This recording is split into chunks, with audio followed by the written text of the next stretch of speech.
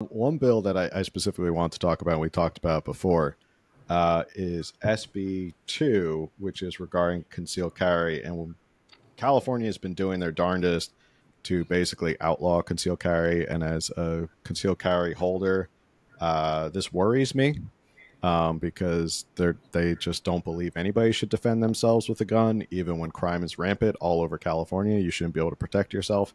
Tell us a little bit about that, because I know a lot of our listeners are Second Amendment supporters.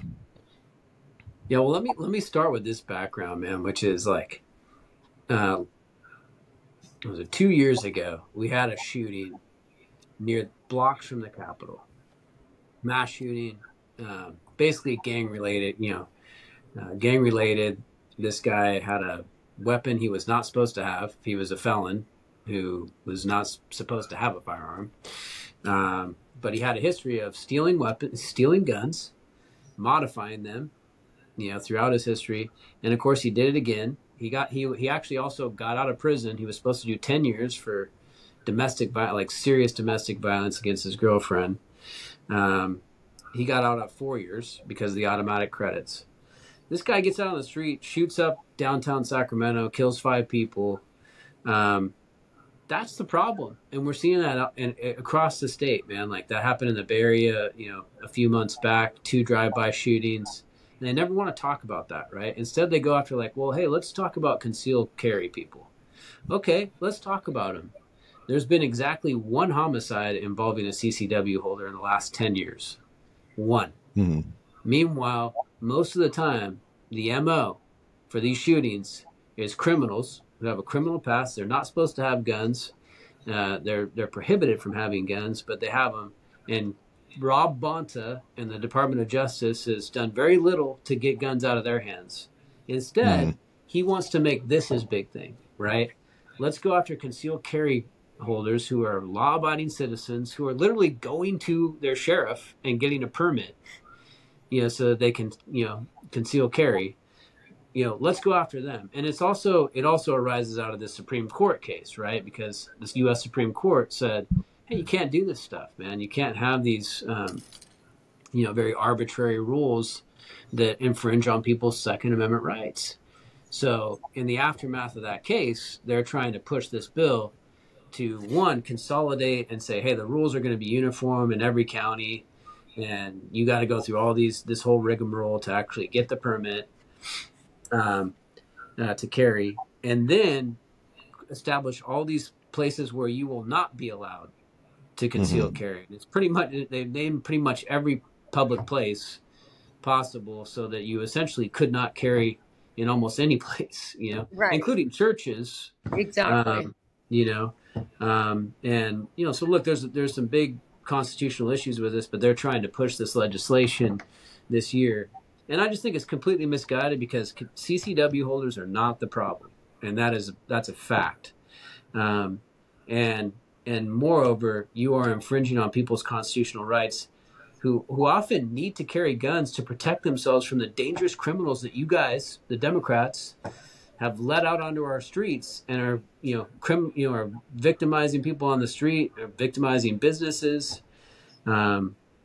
If you're in a church, I know of churches where, the ushers carry. Mm-hmm. And they carry because, we've had incidents of people coming in and trying to shoot up churches. Right. And they want to be able to defend themselves. And they're law-abiding citizens, and they should have the right to do so. And so, to me, it's completely frustrating. It is misguided. We managed to stop that bill last year. I think it's going to be a fight this year to stop it because they only need a majority this year. They were trying to pass it on an urgency basis last year, so they needed 2/3. Now they're just going to do it as a regular bill, not an urgency measure. And so it's probably going to get out. I hate to say. It's probably going to get out, and we're going to need to take it to court, in which the good news is we've had some success in the courts at overturning these type of unconstitutional laws. What always baffles me is it's illegal to murder. That's illegal to murder.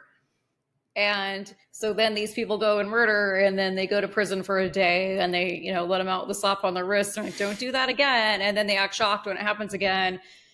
And then they're like, oh gosh, people are shooting people. We should pass more laws so that those that have literally gone through training and background checks and extensive stuff for like, what, a year, Phil, 18 months to get your CCW. They're like, oh, they're the problem. Not the person that already murdered someone that we released from jail with a slap on their wrist. They're not the problem. So, this law that, don't murder people in cold blood, that's not good enough. We just need to make sure that law-abiding citizens can't protect themselves against the crazy murderers that we refuse to keep in jail. Exactly, man. I mean, and that's, and that, again, it just goes back to that same story. When there's no accountability for crime and you have no joke. A couple years ago, they took away the sentencing enhancement for using a gun in the commission of a crime.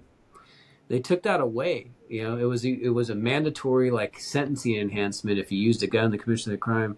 These same Democrats took that away. So who's responsible for gun violence in California?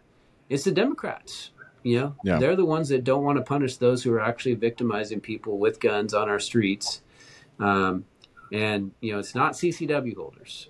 So I'm going to be fighting with everything I can to stop SB2 from moving forward. And if not, I think we need to take it to the courts as we have been able to do, and get it overturned there. I think the most ironic story was when Karen Bass had her guns stolen from her safe. Right. Unbelievable, right? I also wanted to, I don't know if it ever came out like, hey, did you have those, properly locked up, and all this, because they always emphasize that too, like, oh, people aren't really storing their guns properly. Like, did she? Yeah. I don't know if that ever really came out. But literally that is the problem, these aren't people doing this are not going, most often they're not people that are going to the gun shop and going through all the process and everything. It's people stealing weapons on the streets or buying them on the black market. And that's really where the focus, should be on.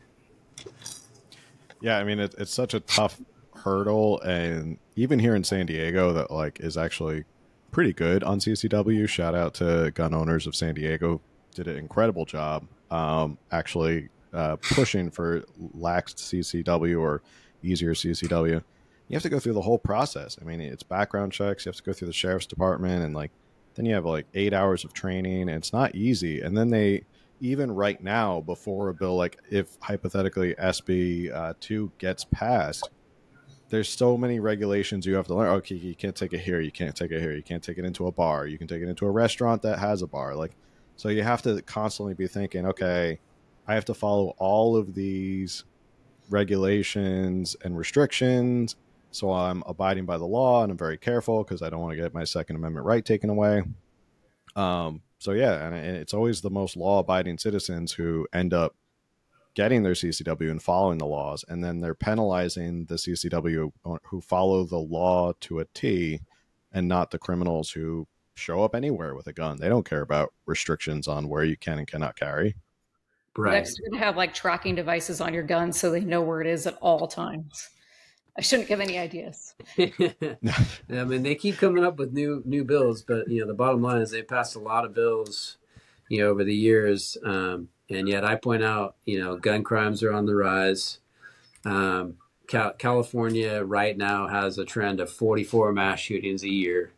Now they'll say, hey, we are better than other states. Okay, but you still have a pretty serious problem, and maybe you need to think about maybe it's not these gun laws, it's the criminal, and it's going after and having accountability. So and I think more and more people are waking up to that as well. I wanted to return to this topic, and I just wanted to see if there's a sense in Sacramento in the legislature about whether there's a growing sense that Newsom really is running for president, because on this program, we absolutely believe he's running for president, but I don't know what happens in the halls of Sacramento, if that's the feeling or those the whispers or... Yeah, man, I'll say, there's a lot of Democrats who may not come out and say it publicly, but they are frustrated with Newsom. And their frustration is really hey, this guy is only about himself. Like, you know, he's always just trying to get press for himself, you know, and doesn't really work with the legislature, even Democrats, on, you know, trying to get, you know, good policy established. He's all about Gavin and his agenda, right? Mm-hmm. And I think it's been increasingly more obvious that, like, he's not paying attention to the state. He's not being really serious about policy issues. The only time he does is when he uses it for a press conference and an announcement. So you saw that on infrastructure, right? He was doing these bills to streamline infrastructure, and we're going to remove the barriers. Yeah, well, man, you've been governor, you know, for, you know, going on 6 years now, and you haven't even built any new water storage, even though we passed a bond in 2014. You could have done a lot of things, but now he announces it just so because he doesn't want to look bad, right? Mm-hmm. And we got embarrassed on SB 14, right? When people are saying, "Man, why isn't, you know, your legislature passing a bill dealing with, you know, child traffickers?" And immediately he starts, you know, going out there. Oh yeah, I've talked to Shannon Grove, and I'm trying to make sure this passes, because he knows it hurts his presidential ambitions. Mm-hmm. And so, look, I think it's very clear what he's trying to do is either set himself up for when Joe Biden gets pushed out, so that he can be the candidate in this year's presidential, or if not, he's helping establish himself for 2028. Either way, like, he is definitely every day Gavin Newsom looks in the mirror in the morning, and as he puts in the gel, he thinks that's the next president of the United States. You know, I mean, there's no doubt about it. And but the frustrating thing is there's nothing wrong with having ambition. But when you are following that to the detriment of your own state and not taking care of the real problems facing your state, homelessness, crime, fentanyl, you're not really making any real inroads on those issues, that's a travesty. And it needs to be called out more. Hopefully it will. And if this guy gets out there, and I still say, man, if this guy runs for president, I don't see anybody in the Midwest, in the Rust Belt, you know, in these blue collar states saying, yeah, that's what I want is, you know, the California, you know, what does he call it? The California for all. They definitely don't want that. They don't want what he's selling, right. I think, in other states. So I think he'd have a real hard time, but he definitely, you know, it's pretty clear he's trying to set himself up to run for president. I apologize. My dog is very barky. Sorry. That's right. Fine. I imagine he's like Patrick Bateman in American Psycho, blowing kisses to himself and winking at himself while he's getting ready every morning. Like, ooh, here's the next president. Well, now we can't undo that. Well, you know, I wouldn't be the first person who compared him to Patrick Bateman from American Psycho. So just standing on the shoulders of giants. So we're coming up on the hour now. And I want to give you like the last word in terms of like what your goals